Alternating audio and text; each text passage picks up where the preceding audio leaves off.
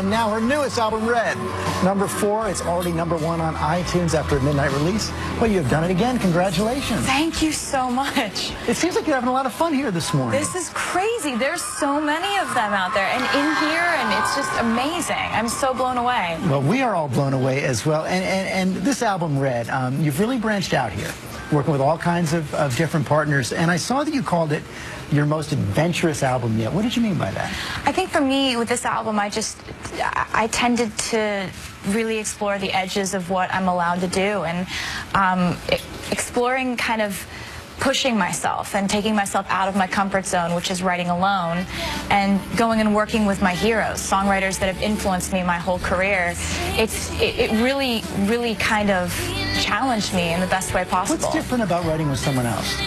Well, everybody has their own different process. Some people start with like making a track. Some people, like, I just grab a guitar and make stuff up. Some people, everybody's got a different way of doing things. And what it felt like was being 22, kind of learning from my absolute heroes and exploring how they do what they do.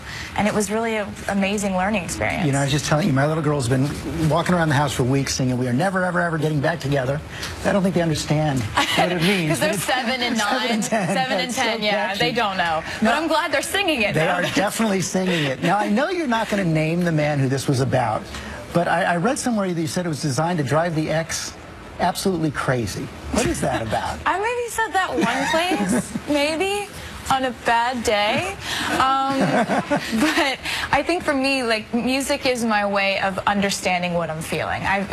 When I started writing songs when I was 12, I would like run to my room and write songs about a difficult day at school or something like that. And it's kind of carried me my whole life and allowed me to kind of filter through really complicated emotions and make them simple. So what comes to you first? The scene, the feeling, the tune? Well, it's always different. It's like sometimes it's a fragment of lyric and melody. Sometimes it's like a background vocal or a post hook or something like that. And it's like getting the first puzzle piece, and you have to, at that point, figure out where it fits in the grand scheme of things and fill in the rest of the song. We have gotten all kinds of questions coming in for you on Twitter, and one of them comes from the lucky one, 1313, who wanted to know which song on Red was the hardest to write emotionally. The song All Too Well was the hardest to write because it took me a long time to filter through everything that I wanted to put in the song. It started out being probably like a 10-minute song, which you can't put on an album. And I had to filter it down to like a story that could work in the form of a song. And I called my friend and co-writer Liz Rose, and I said, "Come over, we've got to filter this down." And it took me a really long time to get it to its final form. So in some ways, are you writing all the time? Yes, all the time. I wrote a new one like 2 days ago. Wow. It doesn't matter like if I'm preparing for a record or if I'm about to put one out. Writing is just a way that I just live, and I write about the way that I'm living. And if you were to write a song about your love life right now, happy song, sad song? I don't really talk about my love life. I kind of sing about it a lot because I really think that it sounds more poetic and romantic with music behind it. And it's more true to you in that way. Yeah, absolutely. And that's like, you know, my fans know that I'm going to give them the real version of what happened to me in my music. And they know that, you know, what they read on blogs or gossip sites or whatever may or may not be true. And they can kind of tell, like, if it's true or not because they know me. So what have you learned about how to navigate your whole private life in such a public, when you're living in such a public fishbowl? Look at all the people out here right now. Well, I don't mind any of that at all. I don't really, there's nothing wrong with that. But, you know, there is sort of a pressure to not make a mistake. And I'm at an age where, you know, you're supposed to be like learning lessons and all that, and making mistakes, and it's okay. But it's, you know, I have to really kind of minimize the mistakes that I make because it's important that I have these people that count on me. So that's part of it that I have come to terms with, you know? Well, I think you're doing pretty well at not making too many mistakes. That's nice. Ready for a lightning round? Lightning round. Yeah, I love lightning round. Okay. There it is right there. You're on the hot seat, appropriately addressed this morning. Okay, #1, favorite TV show? CSI, Law and Order, Grey's Anatomy, Girls, Mindy Project. Wow, I think there were 5 there. I watch so much TV, you have no idea. All good ones right there. First celebrity crush? Taylor Hanson. Yeah, well, you are fast. Yeah. What's your hidden talent? Oh, antique shopping and putting together my friends' apartments when they're not there. Lara Spencer, did you hear that? Antique shopping. Go-to comfort food.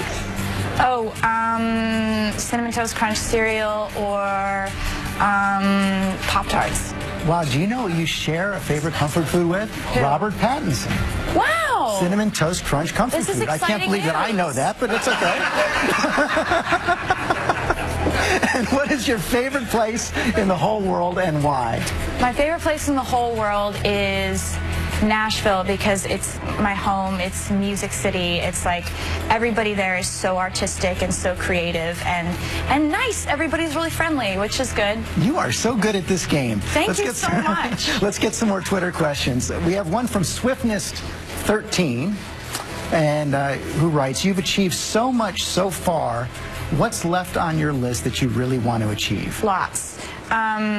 I think, you know, for me, I would love to have this album be something that really I'm proud of and put together the tour and have it be a show that's worth people paying their money and spending the evening with us to see it, you know. I want to make this show better than anything we've done before. Of all the new kinds of music you tried in this album, which one was the most fun or even the most challenging to you? Well, the one that was the most fun was on this song called I Knew You Were Trouble. And I started it out on piano, and I knew that at the end of the chorus I wanted it to have this crazy bass drop. And so I brought it to my co-writers Max Martin and Johan Shellback, who are amazing. And they were able to... We just like we took this song to places I didn't think that my music would ever go.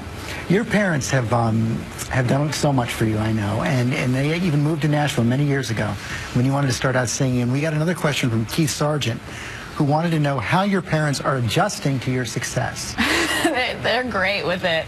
My dad is like, he goes around with all these guitar picks from my tour in his pocket and just hands them to strangers, and it's like, hey, I'm Taylor Swift's dad, nice to meet you. And he makes friends everywhere he goes and like loves it. And my dad's like the friendliest guy in the world. And my mom is really sweet because she has really great taste and she has really logical opinions, and so I ask her for advice about everything. We're really close. And finally, Judy Berryhill wants to know what in life brings a smile to your face. Oh my God, so much. Mostly like cats and mostly cats. Mostly cats. Taylor Swift, thank you so much. You are going to be back tomorrow, live performance right here in Times Square. And ahead, we're going to reveal the winner of the Taylor Swift contest, who's also going to be here tomorrow to see her perform. Thank you so much for coming in. We'll be back in just a little bit. A lot more coming up in our next half hour. That was fantastic. It was good talking to you.